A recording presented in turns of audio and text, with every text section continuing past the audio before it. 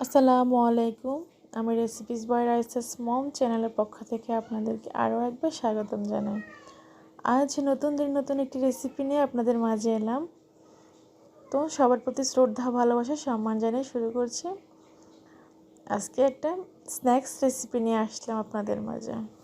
ফুলকপির পাকোড়া। অনেকভাবে তো খেয়েছেন ফুলকপির পাকোড়া, এবার এভাবে একবার খেয়ে ট্রাই করে দেখেন। তো ফুলকপির ফুলের কলিগুলো আমি আলাদা আলাদা করে কেটে নিয়েছি। কেটে নেওয়ার পরে আমি পাতলা পাতলা করে এভাবে স্লাইস করে কেটে নিয়েছি। কোনো রকম সিদ্ধ করতে হবে না এবং তেলে ফ্রাই করতেও হবে না। এভাবে পাতলা করে কেটে নিলেই আপনি খুব সহজেই পাকোড়াটা তৈরি করতে পারবেন। তো আমি দেখিয়ে দিচ্ছি স্লাইসটা কেমন হয়েছে পাতলা, তারপরে দেখিয়ে বুঝতে পারতেছেন অবশ্যই। তো চলুন শুরু করা যাক। এখন আমি এগুলো কেটে ভালোভাবে পরিষ্কার করে ধুয়ে এখন একটু লবণ দিয়ে মেখে রেখে দেব। তারপর আমি এটার জন্য একটা গ্রেভি তৈরি করব। তো আপনারা দেখতেই থাকেন। আমার আজকের এই ফুলকপির পাকোড়া রেসিপি যদি কোনো অংশে ভালো লেগে যায় তাহলে আমার সাথেই থেকে যেতে পারেন। একটা লাইক দিতে ভুলবেন না প্লিজ।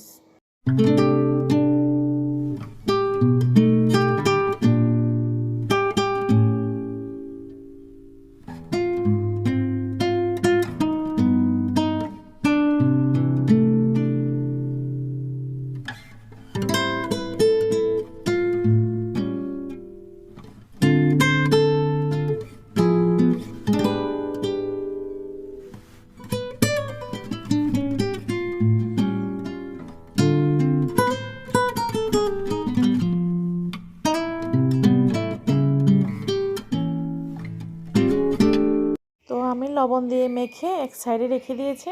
এখন একটা মিক্সিং বল নিয়ে নিচ্ছি।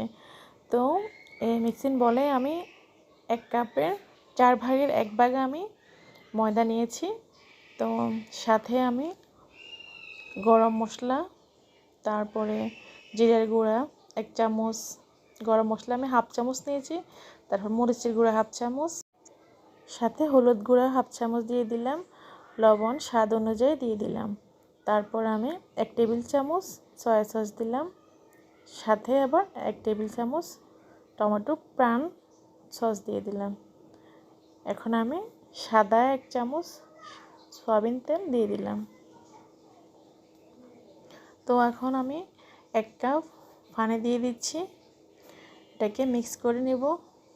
মিক্স করা হয়ে গেলে আমি একটু 10 মিনিট রেস্টে রেখে দিব। রেস্টে রাখার পরেই আমি আমার পাকাগুলো তৈরি করে নেব। খুবই সহজে অল্প সময়ে বাসায় এই পাকোড়াটা তৈরি করতে পারেন আপনারা। বাচ্চারা এবং বড়রাও খেতে পারেন চায়ের সাথে। খুবই টেস্ট হয়েছে, অনেক মুচমুচে হয়েছে।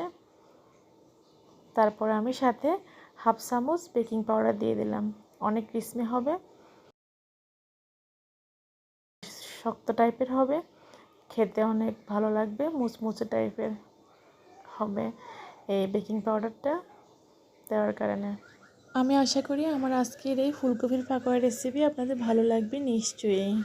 এখন আমি অ্যাড করছি চালের গুঁড়ো, শুকনো চালের গুঁড়ো 2 টেবিল চামচ। তো এই চালের গুঁড়োটা দিলে অনেক টাইম এই পাকোড়াটা মুচমুচে থাকবে, প্রায় 8-10 ঘন্টা মুচমুচে থাকবে এই পাকোড়াটা। সস দিয়ে এই পাকোড়াটা খেতে অনেক টেস্ট। আপনারা চাইলে একবার হলেও বাসায় ট্রাই করতে পারেন। তো এই রেসিপি ট্রাই করতে খুবই অল্প সময় লাগে, বাসায় থাকা উপকরণ দিয়েই আপনি ট্রাই করতে পারেন। দেখেন আমি দেখিয়ে দিচ্ছি এই পাকোড়ার এই ফুলকপির স্লাইসের মাধ্যমে কিভাবে আপনি এভাবে লাগিয়ে নেবেন, এভাবে গাঢ় হবে। আঙ্গুলের সাহায্যে আপনাদেরকে দেখিয়ে দিচ্ছি টেক্সচারটা কেমন। তো এখন আমি চুলায় চলে আসলাম। চুলে একটা ফ্যান বসিয়ে এখন আমি পরিমাণ মতো তেল দিয়ে দিচ্ছি, সাদা তেল। এখন এগুলোকে আমি ফ্রাই করে নেব পাকোড়াগুলোকে। এখন আমি দিয়ে দিচ্ছি একে একে সবগুলো দিয়ে আমি এভাবে ফ্রাই করে নেব। আপনারা দেখতেই থাকেন। আমার আজকের রেসিপি যদি আপনাদের ভালো লেগে যায় তাহলে আমার সাথেই থেকে যেতে পারেন। আমার ছোট্ট চ্যানেলটিকে সাবস্ক্রাইব করে পাশে থাকা বেল আইকনটি প্রেস করে রাখবেন। তাহলে আমি যখন নতুন কোনো ভিডিও আপলোড করব আপনার মোবাইলে সবার আগে নোটিফিকেশানটি চলে যাবে। আপনি আপনাদের সময় সুযোগ অনুযায়ী দেখে নিতে পারবেন। তো আজকের জন্য এখানে বিদায় নিচ্ছি। আগামী রেসিপি দেখার আমন্ত্রণ জানিয়ে থ্যাঙ্কস ফর ওয়াচিং। আল্লাহ হাফেজ। আসসালামু আলাইকুম।